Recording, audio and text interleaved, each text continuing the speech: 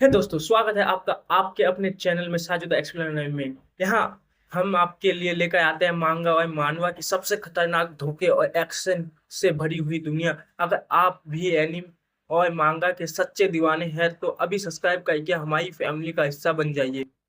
अब बिना किसी देरी के पॉपकॉर्न संभालिए और चलिए चलते हैं आज की इस धुरंधर कहानी में। जिस भाई के लिए उसने 5 साल तक अपना खून पसीना बहाया, उसी ने उसकी छाती आर पार तलवार उतार दी। लेकिन अब मौत उसकी सांसें छीन रही थी। तभी समय ने ऐसा एक मोड़ लिया जिसने सब कुछ बदल कर रख दिया। हे दोस्तों, स्वागत है आपका अपने चैनल पर। आज हम कवर करने जा रहे हैं एक ऐसा बेहद जबरदस्त और धोखे से भरी मांगा द हेटेड ब्लैक मेज का पूरा एक्सप्लेनेशन। तो अगर आप इस चैनल पर नए हैं तो अभी सब्सक्राइब कर लिए।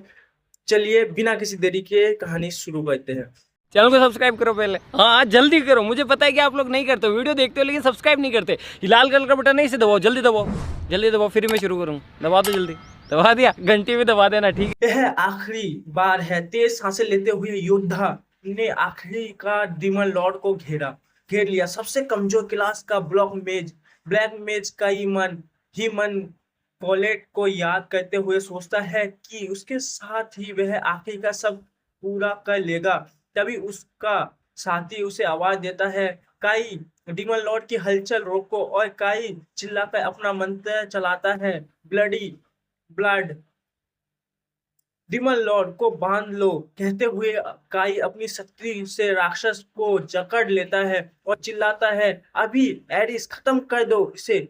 लेकिन तभी एरिस चेहरे पर खौफनाक मुस्कान लिए आगे बढ़ता है और फिर मिलते हैं भाई कहते हुए अपनी तलवार चला देता है और काई जख्मी होकर तड़प उठता है और हैरान रह जाता है, क्या उसने मुझे डिमन लॉर्ड के साथ ही आर पार तलवार घोंप दिया।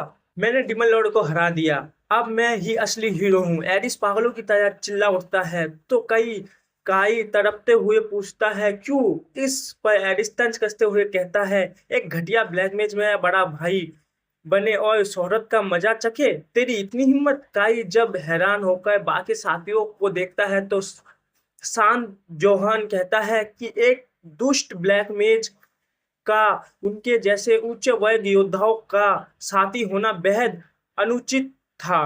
काई बेबसी से याद दिलाता है कि उसने भले ही काले जादू का इस्तेमाल किया है पर हमेशा उन सबकी मदद ही की है। लेकिन जादू तलवारबाज एर्जा टहके लगते हुए कहती है, हमारी मदद तेरी औकात से ज्यादा बड़ी सोच है।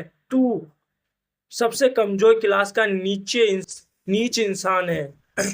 काई दर्द में याद करता है कि उसने पिछले 5 सालों में कितनी कड़ी मेहनत की थी और एक मंजिल बस एक कदम दूर थी। 15 साल की उम्र में जब सभी को ईश्वर से क्लास मिली थी तब उसे मिला था ब्लैक मेज, एक ऐसी असफल डार्क मैजिक क्लास जिसमें इंसानों से ज्यादा राक्षसों के करीब मानकर नफरत की जाती थी। उसी समय की कड़वी बातें गूंजती है कि ब्लैक मेज और सेंट क्लास का कोई मेल ना होने की वजह से सगाई तोड़ दी गई थी।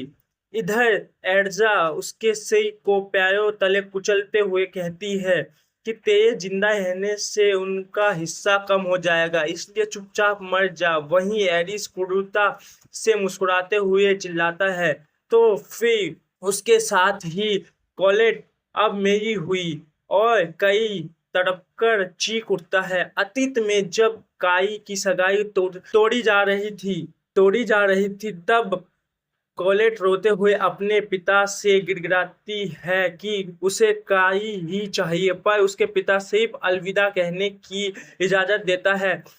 कॉलेट अपने हाथों में कंगन उतारकर काई को थमाती है और आंखों से आंसू लिए कहती है, उसका ध्यान रखना, अलविदा, हम दोबारा जरूर मिलेंगे। लेकिन वर्तमान में तड़पते हुए काई के सामने एरिस कमीनी हंसते हुए यह खौफनाक सच उगलता है कि उसी ने मुझे तुम्हें मारने को कहा था और पिताजी ने भी मुझे ही कहा था।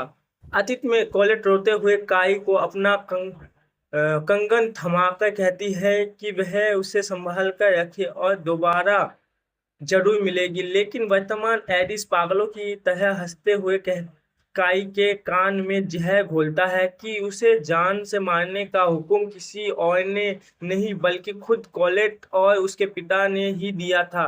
काई बेबसी से याद करता है कि उसके पिता प्रतिष्ठित ऑस्टिन परिवार के मुखिया थे, जिन्होंने कई बार वीरों को तराशा था और जो पवित्र साम्राज्य के सबसे शक्तिशाली शूरवीर माने जाते हैं।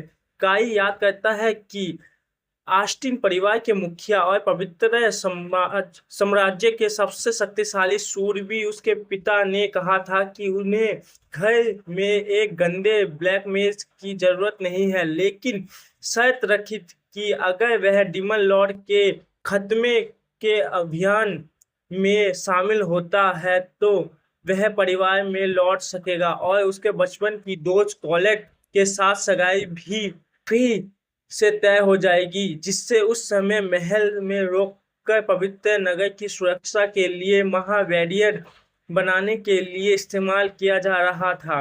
अपने पिता का भरोसा जीतने और कॉलेट को वापस पाने के लिए काई ने खून पसीना बहाकर अपनी ताकत को लेवल 99 तक पहुंचाया।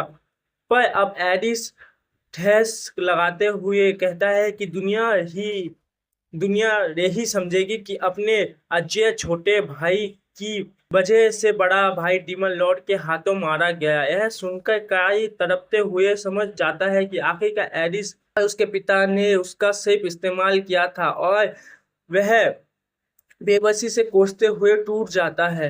एडिस वह सिपन से चिल्लाता है कि हमें और परेशान मत करो, निकम्मे ब्लैक मेज में कॉलेट का पूरा ख्याल रखूंगी, इसलिए अब दफा हो जाओ। जमीन पर तड़पता हुआ काई पछताते हुए सोचता है कि अगर इससे मालूम होता कि ऐसा अंजाम होगा तो वह दुनियादारी और नियमों की परवाह किए बिना कॉलेट के साथ लेकर कहीं दूर भाग जाता और अपनी खुशियां चुनता। तभी कॉलेट का दिया कंगन चमक उठता है और उसमें से उसकी चीखती हुई आवाज गूंजती है, काई कृपया मुझे छोड़कर मत मरो। जिस पर काई माफी मांगते हुए आखिरी बार कॉलेट को देखने की इच्छा में आंखें मूंदने लगता है। पर तभी काई कब तक सोते रहोगे की आवाज सुनकर वह अचानक एक बिस्तर पर हड़बड़ाकर आंखें खोल देता है। अचानक बिस्तर पर हड़बड़ाकर उठते हुए काई हाँफ उठता है और अपने ठीक सामने कॉलेट को देखकर चौंक जाता है। कॉलेट, तुम्हें तो कैद में होना चाहिए था, तुम यहाँ क्या कर रही हो? उसने पसीने से लथपथ देख चिंता डूबी कॉलेट पूछती है, क्या हुआ? तुम तो पसीने में भीगे हुए हो। काई हैरान होकर अपने शरीर को देखता है और सोचता है यह कोई घाव ही नहीं है, आखिरकार यह सब क्या चल रहा है। तभी कॉलेट बहुत प्यार से कपड़े से उसका पसीना पोंछती है और मुस्कुराते हुए कहती है, गुड मॉर्निंग काई। अगर आपको यह एक्सप्लेनेशन पसंद आया तो वीडियो को करें लाइक और चैनल को करें सब्सक्राइब और कमेंट में मुझे बताइए कि आपकी नज़र में सबसे बड़ा गद्दार कौन था, एडिस या उसके पिता। धन्यवाद।